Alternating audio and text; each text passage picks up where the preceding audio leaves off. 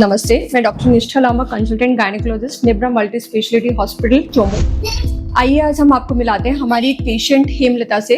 हेमलता हमारे पास परसों झुंझुनू से आई थी और पेशेंट की कंप्लेन थी कि मेरे 3 महीने चढ़ गए हैं और अब मेरे बाईं तरफ पेट में दर्द है।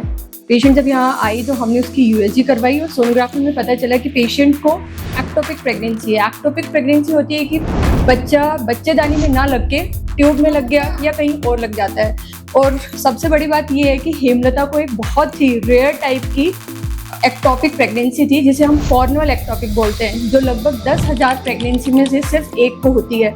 और उस प्रेगनेंसी का ये रहता है कि प्रेगनेंसी में बहुत ही रिस्की प्रेगनेंसी होती है क्योंकि बच्चा कॉर्नर पर लगता है, तो इसकी वजह से प्रेगनेंसी 3 से 4 महीने खिंच जाती है।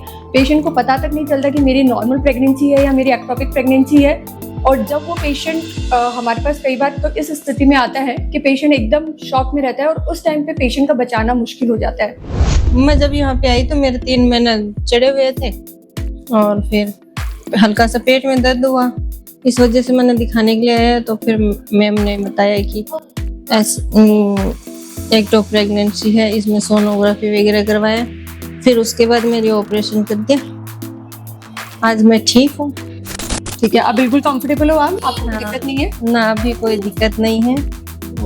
तो इसीलिए देखिए, एक्टोपिक प्रेगनेंसी में ये जरूरी होता है कि टाइम पे आपको आपके गायनेकोलॉजिस्ट की सलाह लेनी है, क्योंकि अगर टाइम पे आप दिखा लेते हो तो इस प्रेगनेंसी को सिर्फ आप दवाइयों से मैनेज कर सकते हो। समय रहते आपकी सर्जरी बच सकती है। पेशेंट का हमने सिर्फ एक्टोपिक प्रेगनेंसी के लिए एक ट्रांसवर्स इंसिजन लगा के जी-सैक और उसका जो एक बच्चा था वो निकाला है।